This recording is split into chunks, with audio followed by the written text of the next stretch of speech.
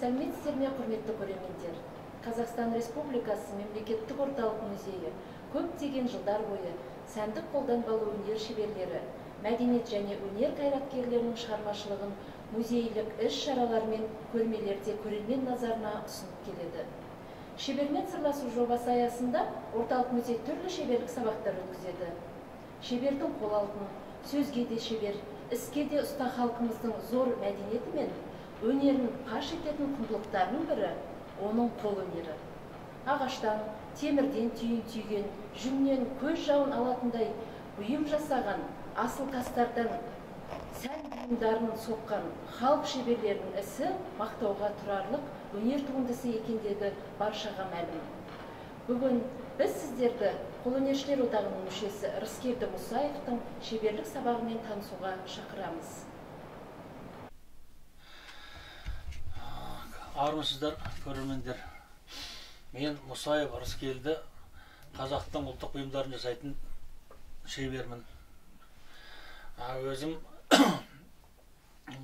Қазақстанның ұлттық бұйымдарын жасайтын одағына мүшемін. Біз мына мемлекеттік ұлттық музейдің көп шараларына бірге осындай жәрмеңке ұйымдастырып, сол жерде көп заттарды сатып, өзіміздің Қазақстанның бүкіл шеберлері сол жерде өздерінің заттарын, киімдерін, қазақты етіктерін, өзіміздің зергерлік бұйымдарын, ағаштарын, домбыраларын сол жерде сатып, постоянно сол жерде. Мына біздің заттарды мемлекеттік орталық музейде өзіміздің осы Қазақстанның шеберлері өзіміздің жәрмеңкелерімізді ұйымдастырып, сол жерде өзіміздің заттарды дәріптейміз. Шетелдіктер келеді, өзіміздің қазақстандықтар келеді. Негізінде бұрын шетелдіктер көп алып жатыр, қазір өзіміздің қазақстандықтар жақсы көріп, өзі қазір шетелдіктерге емес, өзіміздің қазақстандықтарға уже дәріптейміз. Уже оға бастады біздің өзіміздің ұлттық бұйымдарды көргісі келеді, алғысы келеді, қалай болса да неғысы келеді. Сонымен уже біз сондай өзімізді дәріптеп, өзімізді қазақтың кім екенін білдіріп жатырмыз өзімізді. Біз осы 87-89-дан бастап бүкіл Қазақстанның зергерлік шеберлерін Көкшоқы шеберлер ауылы деп Алмарасан жақтан сондай шеберлер ауылы ашылған. Сол жерде бәріміз сол жерде бүкіл Қазақстанның заттарын жасап, сол жерде көрсетіп, менің өзім негізінде қанша шәкіртім өтті, осы мысалы даже санауға да ұмытып қалдым, қанша өкен көп. Қазір олар мына Жүргенівте, осы мына қазір қаншалы колледждер бар, соларда мұғалім қазір солар. Солар қазір шығарып жатыр шәкірттер, көбейтіп жатыр Қазақстан шәкірттер. Мына өзім үйде бұрын осы неде қазақ фильмнің киноларына қаншама сауыт саймандар істейтін, қылышқы саймандар істейтін өзім исторический киноларға. Қазір енді оларға онша спрос болмағаннан кейін қазір мына зергерлік бұйымдарды жасап, сол зергерлік бұйымдар жасап, осы мына өзіміздің несінде қазір көбінесе сол көп нелер ашып жатыр, мына Арбаттан шығып жатыр, ашылып жатыр, мына көп жерден, торговый центрлерден ашылып жатыр, сол жерге барып өзіміз заттарымызды сол жерге қойып көрсетеміз. Ал мен мына өзімнің қалай жасап, қалай не қылатын осы заттарды, ұлттық бұйымдарды қалай жасайтын, соның қайтып, қандай жолмен келетінін көрсетіп өтейін сіздерге. Осы мына біздің зергерлік бұйымдар, мысалы күмістен жасаймыз. Күмісті негізінде сатып аламыз да, 3,9-да 3,9-да сатып аламыз да, содан оның 9,23 пробаға түсіреміз. Сонда 9,23 пробаға түсіргенде ол зат жасауға келеді. Оны 100 грамм күміске 7 грамм мет қосамыз. Сонда 9,23 проба шығады. Содан немен таптаймыз, вальцмен таптаймыз, филерден өткіземіз. Содан проволокамен листовой жасап аламыз да, содан арқада кесіп, бәрін өз қолымызды, мына 10 саусағымызбен бәрін құрап, содан мынандай заттар жасаймыз. Оның негізінде жүзік, мужской печатка дейді, еркектердің жүзігі. Мен соны қалай қазір жасаған, мына уже бастап қойғаным, енді соны арқатай қалай жасалатынын көрсетіп өтейін деп жатырмын. Негізінде мына горелкамыз, горелкамен қыздырамыз.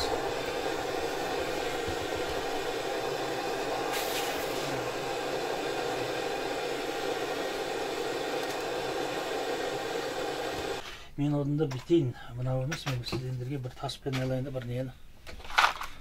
Бітей тұрған нені қазір соны жасап тастайын. Жаңағы түптің алдында дайындап. Мысалы мынау тас, бұны бұлай пайкелейміз да, соңғы мына неге отырғызамыз күміске.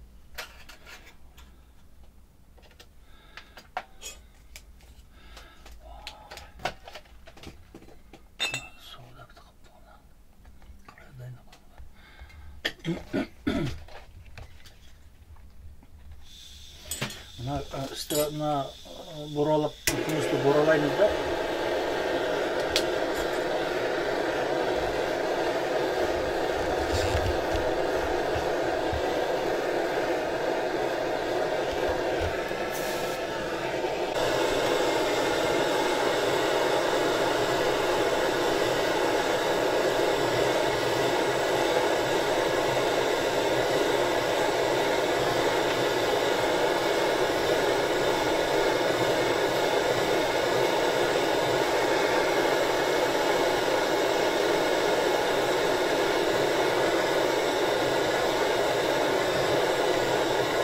Тасты не қылдық та, соңғы мынаған былай отырғызамыз, пайкеледік. Енді мына неге соңғы енді мынаны жан-жағын кесеміз, мынаны жан-жағын кесеміз да.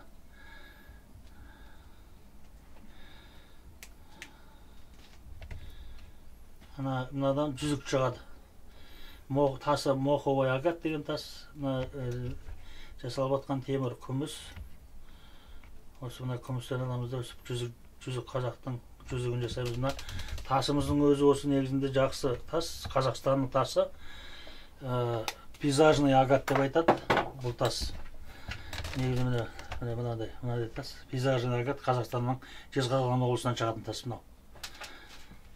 Енді бұны жан-жағын егеміз.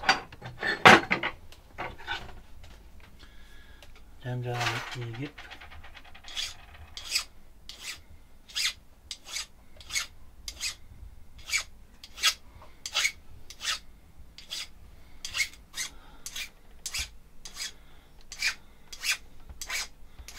Сонан кейін бұның бауыры. Nerede bауыры бар, бауырына отырғызамыз соның кейін.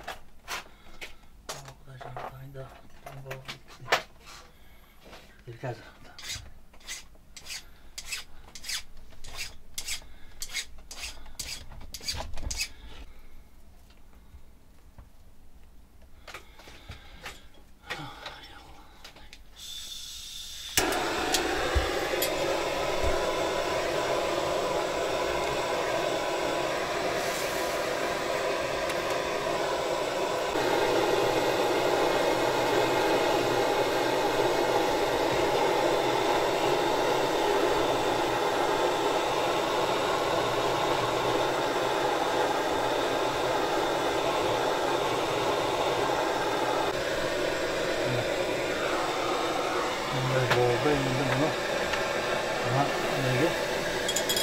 Лимонкаға қайнатамыз, лимонның суына.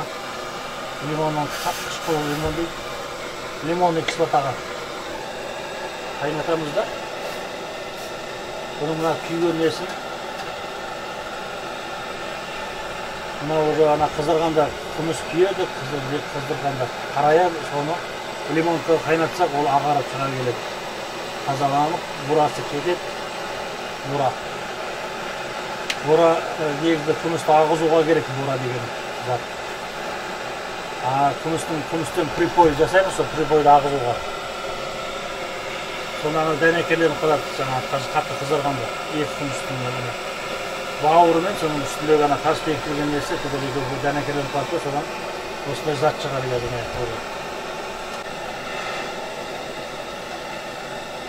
Лимонный кислота бұның аты. Лимонный кислота ол бұда тазалайды.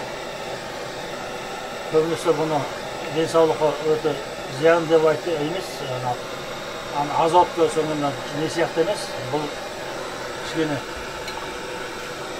денсаулыққа онша несі жоқ бұның. Сонан кейін лимоник сатып алып не аламыз, қарайғанын кетіреміз сол.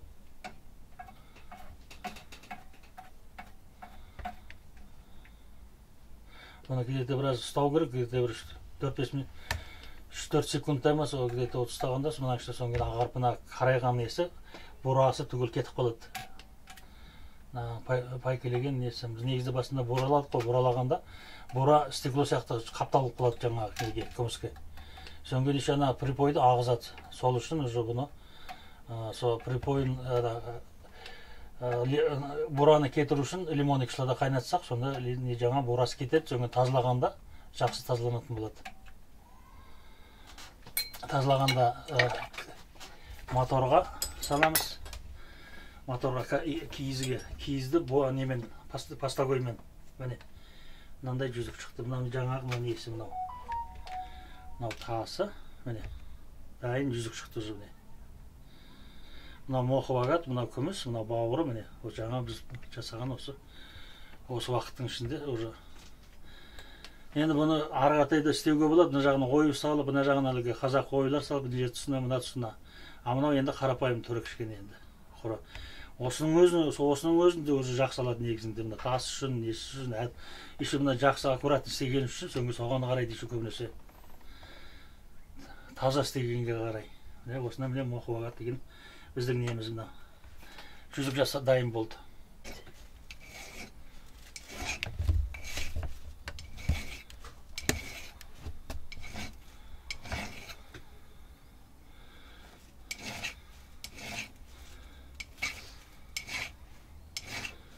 Жерлерін тегістеп, тұстарын тегістеп, әдемелеп не қылса, жақсы жатады негізінде. Бұны тазалағанда да жақсы тазаланатын болады. Жалтырап, әдемі көрінетін болады. Содан негізінде бүкіл заттардың бәрі соған байланысты. Өтімі де өзің неңе байланысты, қалай істегеніңе, аккуратно істегеніңе, таза істегеніңе қарай байланысты. Болады заттың өтімі де негізінде. Міне, осылай, біз затты жасаймыз негізінде. Каждый крапинку, ой, қазақша айтты. Каждый мына егеген жасағаныңа өзің неңді қатты өзі беріліп тұрып істесең, затың да жақсы болады, өзі де жақсы болады, күшті өтеді негізінде. Адам негізінде біз әлгі бұлай жұмыс істеп отырғанда, бұл қарапайым былай істей салатын дүние емес, бұл негізінде бұны істеу үшін адам жан тәсілімен істеу керек, өзінің жұмысын, қандай несін түгел. Сонда ол зат өтімі де дұрыс болады, сұраныс та дұрыс болады, елдер көп неге қызығатын болады сол дүниелерді.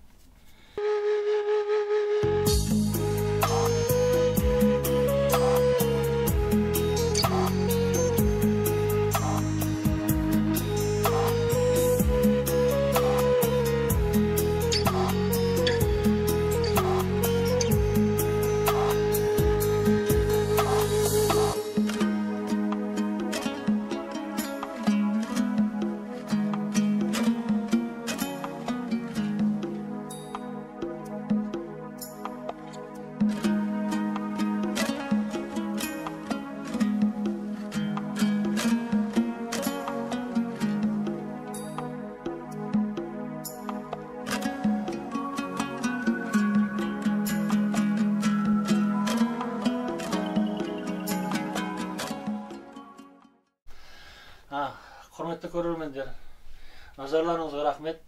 Мен өткізген мына шеберлік сабағым ұнады деп ойлаймын, сенемін. Әлі талай музейде шеберлік сабақтарды өткіземін. Амандықта кездескенше.